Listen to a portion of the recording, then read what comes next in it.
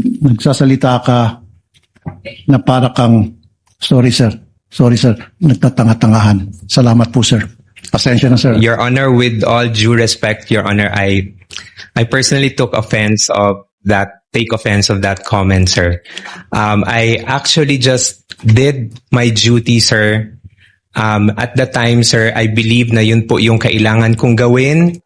Thank you, Your Honor. Thank you, Senator Judge Marcos. Senator Judge Rafi Tulfo, you are recognized, sir. You may proceed when you're ready, and you have 2 minutes.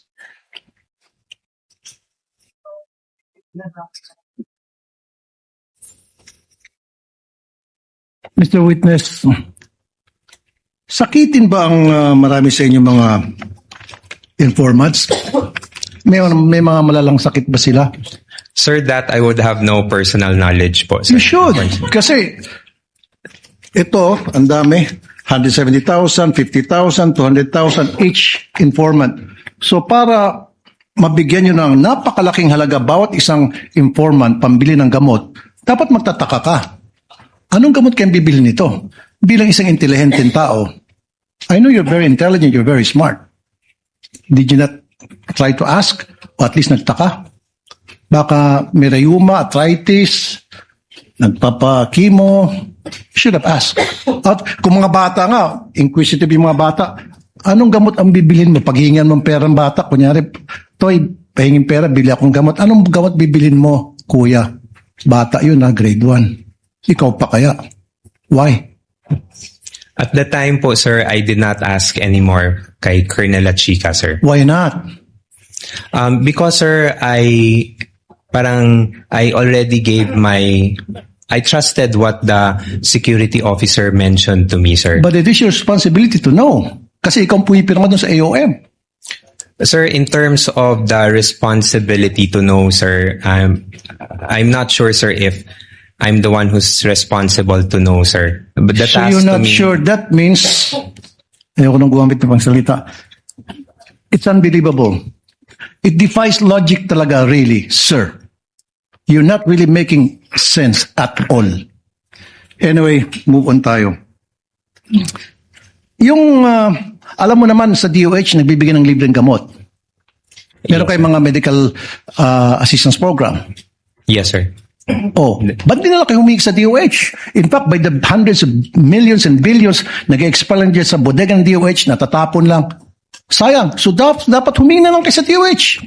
Bigyan nyo lahat ng informant nyo ng kung anong klaseng gamot. Libre pa. Nakalibre kayo. The wisdom behind how the confidential funds were implemented, sir, I cannot answer, sir, because again, sir, I am not the main implementer for the said activities. Kaya sir. nga, Mr. Smart Guy, nung makita mo na ang dami mga informant na binigyan ng mga hundreds of thousands each para sa gamot, you could have asked La Chica and said, La Chica, bakit di tayo pumunta sa DOH, maghingi tayo ng gamot para makalibre, makatipid tayo sa confidential funds? Libre naman sa DOH. Pag Office of the President maghingi, may budget, meron kayo allocation doon, I'm sure. In fact, sa Davao, ginagawa nyo na yun eh. Sir, that I cannot answer, sir. So again, it defies logic. Hindi po kapani-paniwala ang mga pinagsasabi mo. Sir, for me, it really defies logic. Sayang po yung pagkatalino mo rito. Nasira po yung pagiging isang matalino mong tao. Nakakahiya po dun sa mga eskwelahan na kung saan ka nag-aral at nag-graduate. Because ngayon, pinakita mo na nagsasalita ka na para kang, sorry sir, nagtatanga-tangahan. Salamat po sir.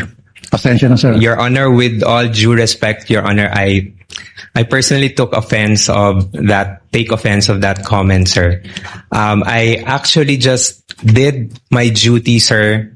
At the time, sir, I believe na yun po yung kailangan kong gawin bilang isang empleyado po, sir.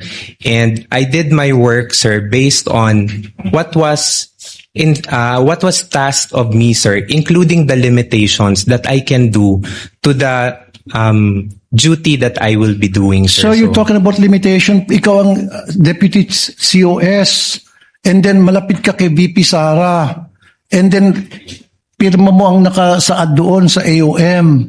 So karapatan mo po magtanong. Okay? Now, you're talking about taking offense. Paano naman po yung mga taong bayan? They're being offended sa paglulustay nyo ng pera. Lumilito na parang nilulustay ang pera dito eh. Pera ng taong bayan po ito ang pinag-uusapan natin. If you're taking offense, mas lalo pong offended ang napakaraming Pilipino ngayon. Kasi hindi mo pa naibibigay ang tamang sagot. Pero kung naibigay mo ng magandang sagot, logical na sagot, then mawawala po yung sama ng loob ng taong bayan sa inyo.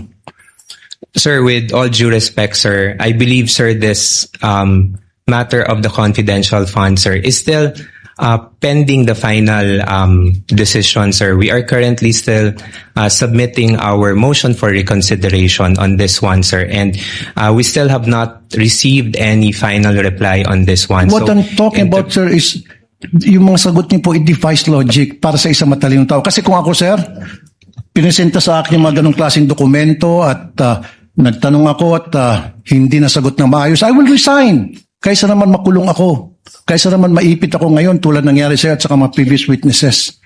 Di ba? Dalawa lang yun eh. Patuloy kang magbubulag-bulagan, pirma ka lang ng pirma dyan, nakapikit.